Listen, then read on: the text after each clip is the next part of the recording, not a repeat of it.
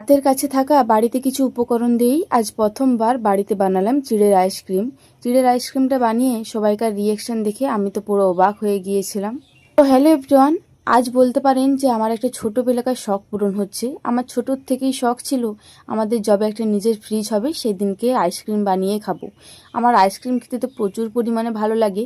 তবে তখন মা বাবা যদি কিনে না দিত তখন মনে হতো যে বাড়িতে যদি একটা ফ্রিজ থাকতো আমি নিজেই বানিয়ে খেয়ে নিতাম, কারোর কাছে খুঁজতাম না যে একটা মতো কিনে দাও।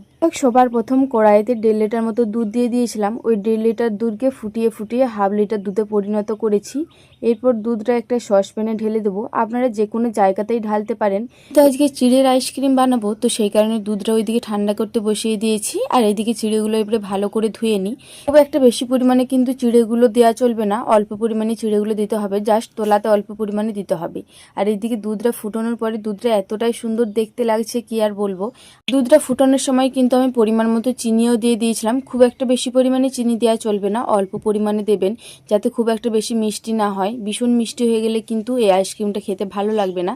আর এইটা কিন্তু আমি কোনো রকম রেসিপি দেখে করছি না, আমি নিজের অভিজ্ঞতার থেকেই প্রথমবার চেষ্টা করছি। দেখি কেমন হয়, এবারে যদি ভালো না হয় এর পরের বার না হয় কোনো রেসিপি দেখে আমি ট্রাই করব। যাই হোক, এইদিকে দুধটাও ঠান্ডা হয়ে গিয়েছিল আর ওইদিকে চিড়েগুলো আমি ভালো করে ধুয়ে রেখে দিয়েছিলাম। দুধের সাথে চিড়েটা ভালো করে মিক্স করে নিয়েছি। আর এইদিকে ছোট ছোট যে চা খাওয়ার কাপগুলো থেকে থাকে ওই কাপগুলোই আমি নিয়ে নিয়েছি। আমার হাতের কাছে এই কাপগুলোই ছিল। আমাদের কিন্তু এখনো পর্যন্ত আইসক্রিম বসানোর যে ট্রেগুলো কিনতে পাওয়া যায় ওগুলো কিন্তু আমরা এখনো পর্যন্ত কিনিনি। তো যাই হোক, চলুন এরপরে একে একে সব কটা কাপেতেই এই দুধ আর চিড়ের মিশ্রণটা পরিমাণ মতো ঢেলে দিই। আমি ভেবেছিলাম হয়তো সব কটা কাপে এই দুধের মিশ্রণটা ধরবে না, তবে দেখলাম যে না, ঠিকঠাক ধরে গিয়েছে। ওই একটা দুটো কাপে একটু পরিমাণটা কমে গিয়েছে। তো যাই হোক, চলুন এরপরে এটা ডিপ ফ্রিজে কুড়িয়ে রেখে দেবো। আমি তো এই আশায় রয়েছি যে কখন এই আইসক্রিমটা হবে, কারণ এই প্রথমবার আমি এই নিজের হাতে আইসক্রিম বানাচ্ছি। ডিপ ফ্রিজে দেওয়ার পর ডিপ ফ্রিজটা কিন্তু একটুকু বেশি পরিমাণেই বাড়িয়ে দেবো যাতে আইসক্রিমটা একটু তাড়াতাড়ি সেট হয়ে যায়।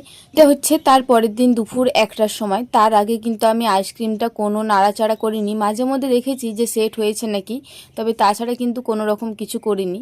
যাই হোক, চলুন এরপরে দেখা যাক যে আমার আইসক্রিমটা কেমন হলো। এই যে দেখুন কতটা পরিমাণে ভালো করে সেট হয়ে গিয়েছে।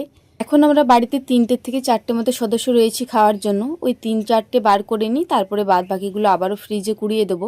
ফ্রিজ থেকে বার করার 1 থেকে 2 মিনিট পরেই কিন্তু আইসক্রিমটা একটু গলে গলে যাচ্ছিল, তখন একটু মনটা খারাপ হয়ে গেল। যদি 5 মিনিট মতো সেট হয়ে থাকতো আইসক্রিমটা তাহলে দেখতে বেশ ভালো লাগতো।